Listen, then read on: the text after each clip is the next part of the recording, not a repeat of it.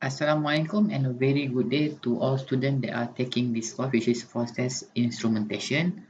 Hope you are having a good day in your home and stay safe and please follow all the SOP as being mentioned in the guidelines. Okay, so for today, as being promised, we will continue our mini lecture, which is chapter 6 regarding the controller. As you know, controller is the most important part and is also a vital instrumentation in any process instrumentation that you encounter in any industry. Okay, for this chapter, we will the outline of the course is as below. Okay, the first chapter, the first topic for this lecture is that we will venture into the introduction to controller, in which we will study what controller is, what is their function, and the technology is behind controller. And then for outline number 6.2, we will study into the needs of controlling. Why there is the need to install a controller into any process instrumentation in any industry. And then for outline number 6.3, we will venture into the analog controller. What is the analog controller? How is function and the technology behind it? And for outline 6.4, we will venture into digital controller, the the technology behind the digital controller, and also what digital controller is and how it works and how it's going to be installed and how the data is and how this type of controller will function in the process instrumentation in any industry. Okay. For introduction to controller, which is in chapter subchapter 6.1, okay, most industrial process require the main controller. Okay, so this is the first one. So the most important industrial process require that certain variable such as temperature, flow, level of pressure, and concentration remain or near some reference value of set point. So in any industrial process, they want to know that the process is in line or in control. That's why they want the process parameters such as the temperature here, the flow, level of pressure, any vital parameter that play the key role in any process, industrial process. They want this parameter to remain or near the set point here. Okay, because of what? Because from this they know that the process industrial process are in control, meaning that uh, from this parameter, if the parameter fall beyond this reference value or the set point, from this they will know, the engineer or the technician or anyone that is responsible for the plant, they will know that there is something wrong with the process. So that a countermeasure can be done to troubleshoot the problem. Okay. So the set point or the reference value is the value for a process variable that is desired to be maintained. So in any industrial processes, they want the reference value or the set point throughout the whole process to be maintained. Okay, a closed loop exists where a process variable is measured, compare with a set point, and action is taken to correct any deviation from the set point. So as I mentioned, they want all the parameters that play an important role in the industrial process to be near or to be close to the set point. Because of what? Because if the parameters such as the temperature, flow, heat and pressure, etc. fall beyond the reference point, so they know that the process is out of control. So action not need to be taken to ensure that the parameter fall back into the set point. Okay. So the system that serves to maintain a process variable at a set point is called controller, which is a part of a control system. Okay.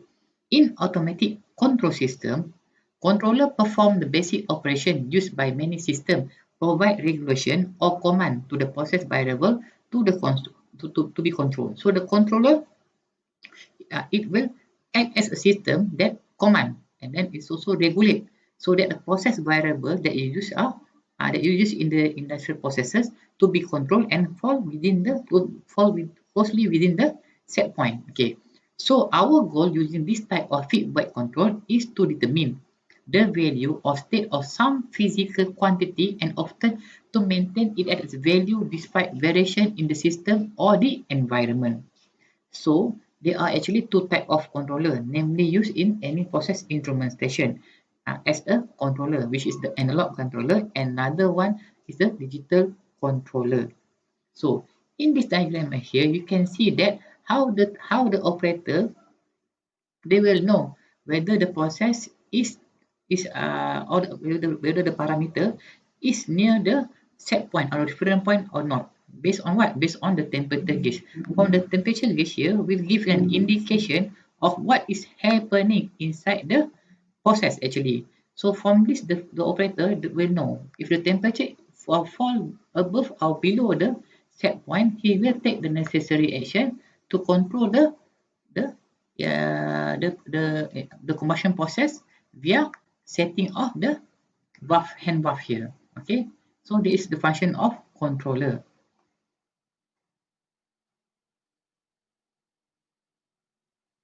Okay, the controller as a system. Now we can see that any controller that can be throughout of a system that take a set point and a measure value as input and give a control signal as an output.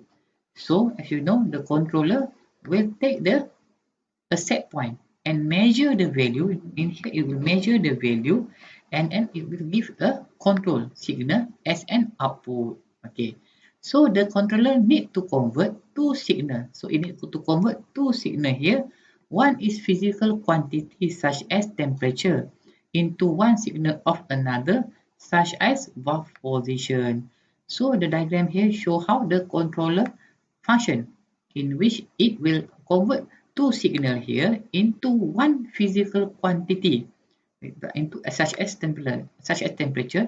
So in here it will convert the two input signal and then it will produce one output which is will control the position of the valve. Okay, we know that the process is a dynamic system. We know it's any industrial, the process is very dynamic. It can be influenced by any parameter, and any parameter can be out of control because the system is very dynamic because it's intangible with each other. So so the output depend on the current input as it past state. Okay. For the controller to deal with this, it makes sense that it should be dynamic system too. So since the process itself is dynamic, so that's why the controller must also be dynamic in terms of its system too, to cater to this dynamic process of the any industry. Okay. So that's for since the controller need to be very dynamic, that's why there are five needs why your control system need to be controlled in any process industry. The first reason is that for the safety reason. Okay, an important factor for all process industry, example the usage of temperature limit, pressure and others should not exceed the allowable limit because of what? Because it can lead to an explosion, an accident, or etc. Okay, that's why the safety and the controller function as a safety in which it will reduce damage on the instrumentation and also danger to operator or anyone that working in close proximity to the instrumentation. The second reason why controller need to be system need to be controlled is that all production must have a certain quality standard to ensure that the value of product quality can be fulfilled. Okay. The third reason is that because of environmental rules, all production must not in any way pollute the environment. Example, the usage of chemical substance must not exceed the allowable concentration. So this is in case when previously I'm working in in industry in which I must control the nickel content of the water wastewater which is being discharged by the industry. So what I need to monitor is that I must monitor to ensure that the nickel content in the wastewater that's being discharged by the industry is not beyond the set point of the reference value. So Because of what? Because nickel content in the water, if it's too high, it will trigger hazard, and also it can cause safety reason to people, to the cattle, or to the any animal they are consuming the water directly of the water, consuming directly of the water. That's why, because of this, I when working industry, I need to ensure that the nickel content is low and fall within the safety rule set by the environment and health safety. Okay, yes. So that is the third reason. I want to control a system because of what? Because the environmental rules. Okay. The fourth needs is that we want to install operational constraint. Okay, the usage of temperature limit, pressure, and others should not exceed the allowable limit. Because of what? Because it can lead to explosion, etc. For example, if the pressure is too high, it can cause explosion to the valve, for example. Then so it's going to cause damage to the operator or anyone working in the close proximity. That's why we need operational constraint. The fifth or the last one needs that why a system need to be controlled is that to ensure the economy of the industry, because the production operation must be in accordance to the market demand, which ensuring the minimum operation cost and maximum revenue. Okay. Okay. So when we're talking about the controller, as I mentioned, there are two types of controller, which is analog controller and digital controller. For analog controller, okay, the diagram is analog. You can see here the diagram of analog controller look like this. Okay, so an analog controller such as this, it will allow continuous variation of some parameter such as heat input, such here heat input, as a function of error. Okay, for any analog controller, okay, the true analog control exists when all variables in the system are analog representation of other variable. So a true analog controller exists when all the representation in it are analog in itself.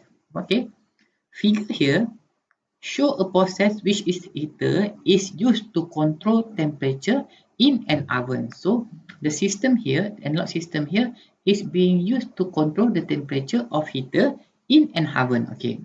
In this case, however, the heater output, okay, the heater output or Q here is an analog of excitation voltage. Excitation voltage here, thus heat can be varied continuously. Notice that every signal is an analog. Vt here is an analog of T temperature, and error E is an analog of different analog E is an analog of difference between, okay, the V reference, okay, and the temperature voltage. Okay, here. Okay, the reference voltage is simply the reference voltage is simply the voltage that would result from the measurement of the specific temperature or temperature reference. Okay, temperature reference. Okay.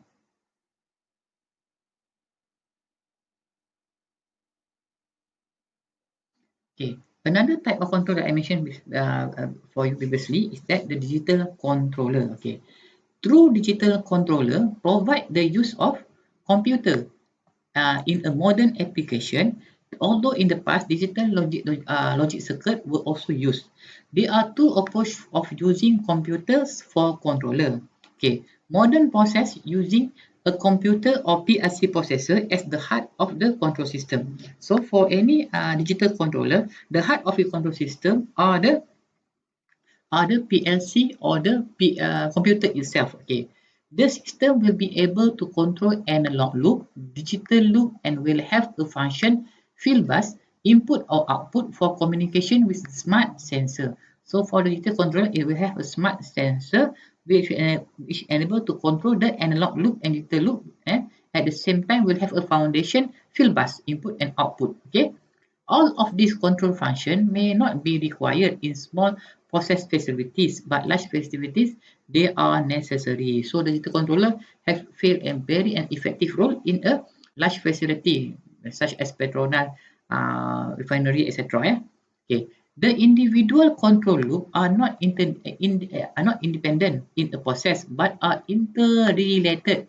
So in digital controller, the individual control loop are interrelated or they are correlated with each other and may measure variable and many measure variable may be monitored and manipulated.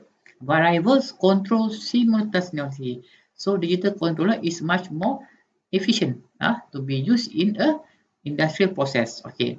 Several processors may be also connected to a mainframe computer. As you can see here, several processors may also be connected to a mainframe computer for a complex control function. Okay, so this figure shows you the block diagram of a process controlling two digital loop. You can see here that all the control function, okay, all the individual control loop are dependent on each other. Okay, so all these measure, all these variable can be monitored simultaneously, and also so the variable and can be immediately manipulated so that the necessary action can be taken to control the process. Okay, okay. For the analog output of the monitor, okay, for the analog output of the monitor is converted to a digital signal in a ADC. Okay, the loop signal is then selected in a multiplexer and a PID action is performed in the process using software program. Okay, so digital output signal is then fed to the actuator through a demultiplexer as a DAC. Okay, the processor has a mass storage of process data for later use or making chart and graph and will also be able to control a number of peripheral units and monitors as shown. Okay, and then the digital controller will also compare the digitalized measured variable to the set point, compare stored in the memory to produce an error which can be amplified under program control and feed to an actuator via the DAC. Okay, so the processor and then will process and measure the rate of change of the measured variables and produce a different signal to add to the digital correction signal. Okay. In addition, the processor can also measure the area under the measured variable signal, which also add to the digital correction signal. Okay. All of these actions under program control, the setting of program parameter can be changed with a few keystrokes. Okay, making the system much more versatile than the analog equivalents. Okay. The function of this controller is stored in the computer memory. Okay. It consists of four main types of controller, namely the supervisory control, direct digital control, distributed digital control, and also programmable logic control. For the supervisory control, okay,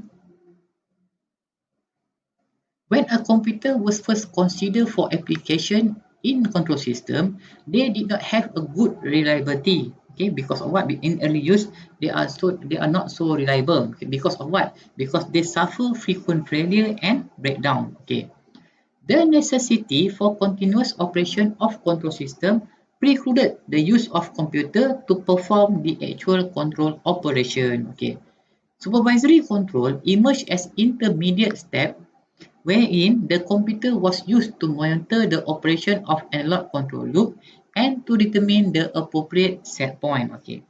A single computer could monitor many control loops and use appropriate software to optimize the set point for the best overall planned operation. Okay. If the computer failed, let's say the computer failed, the analog loop kept the process running using the last set point until the computer came back online. Okay. Figure A here show the supervisory control. Okay, show the supervisory control would be connected to the analog heater control system of figure B. Okay, figure B here. Okay, so notice that how the ADC and DAC provide interface between both between the analog signal and the computer. So the figure A here show the supervisory control. The computer monitor measurement and update the set point. So in early days, the function of computer is only to control the with monitored measurement and at the same time update the set point. but the loop are still analog in nature, which is slide sheet here. Analog here is still in a the loop is still in a analog nature. So the two interface here is being related, which is other using the ADC and DAC that provide the interface between the analog and also the signal and so the analog signal and also the computer. Okay, direct digital control. As computer has become more reliable and miniaturized, they have taken over the controller function. Okay, thus the analog processing loop is discarded. Okay, figure here show how in a full control system, the operation of controller has been replaced by a software in the computer. Okay, so there is a software here in the computer. So the software here is already taking the function of the full control system of the computer itself. Okay, so the EDC and DAC here, the ADC here, the DAC here, and ADC here provide interface with the process measurement. So here they both here provide the interface with the process measurement, and lastly they will control immediately simultaneously control the action. Okay, the computer input, okay, a digital representation of the temperature here, okay, as an analog to digital conversion of the voltage here. Okay, so the error detection and control detection are determined by the software itself. Okay, so the computer then provide output directly to the heater via the digital representation. So the computer will provide the output, okay, to the heater via the digital representation here, which is converted, okay, to the excitation voltage here by the DAC. So that's how the temperature in the heater is temperature the heat controlled by the temperature in the oven is being controlled. Okay, so this is representative of the direct digital control system that let the computer perform the error detection and controller function. Okay, distributed digital control or DIDC. Okay, so this here diagram here show the generalized diagram of distributed digital control or known as also DIDC. Okay, operating procedure of DIDC. Okay, the computer system interact directly, okay, with the few digital control loop. Okay, where this loop will communicate with the real process. Hence, more function can be carried out efficiently. Okay. Control looping. Okay. The control loop are capable of carrying out sequential operation, increasing the overall system performance. Okay. The system loading operation in which the operation have been distributed among the system. If there is any malfunction in one of the system, other system will not be affected. Okay, so it is a function of system loading. It will if there is any malfunction, other system will not be affected. So the advantages of distributed digital control is that it decreases the danger of damaging the entire system by protecting the system because the operation has been distributed among the smaller system. Okay, okay, you can see here. Okay, if there is damage on one system, the other system will not be affected. Okay, you can see here.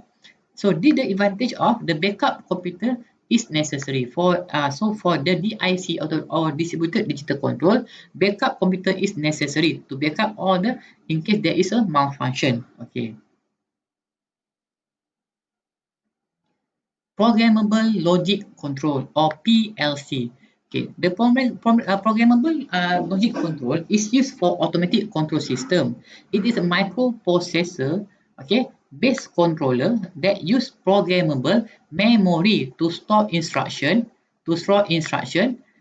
and to implement functions such as logic sequence, timing, counting, and arithmetic in order to control the machine or the process. Okay, an interface has been readily available in a PLC, so it can be directly connected to an actuator or final control element without additional circuit. Okay, control system can be changed without getting rid of the connection, but by only changing the program. Okay, PLC also requires shorter assembly time. Okay, Disadvantage of the PLC is that programmable logic control is not flexible instrument because its sequential operation are in large and is also uninterruptible cycles. Okay.